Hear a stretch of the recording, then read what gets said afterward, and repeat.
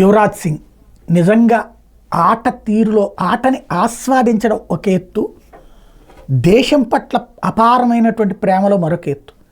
కవ్విస్తే చిచ్చర పిడుగులా విరుచుకుపడేటటువంటిది. Cricket అనేటువంటి దాన్ని ప్రపంచానికి నేర్పినటువంటి పాఠాలు చెప్పినటువంటి బ్రిటన్కే క్రికెట్ పాఠాలు నేర్పినటువంటి వాడు.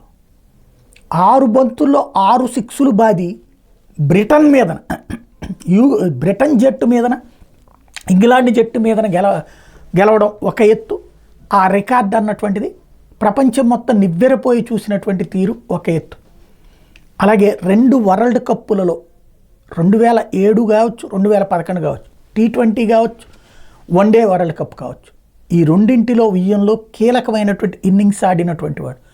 బ్యాట్స్మెన్గా, బౌలర్గా, అలాగే మంచి ఫీల్డర్గా, అద్భుతమైన ఫీల్డర్గా పేరుపడినటువంటి యువరాజ్కి భారతరత్న ఇవ్వడం కరెక్ట్ అన్నటువంటిది గౌతమ్ గంభీర్ ప్రస్తుత కోచ్ చెప్తున్నారు. మరి మోడీ సర్కార్ ముందుకొస్తుందా చూడాలి.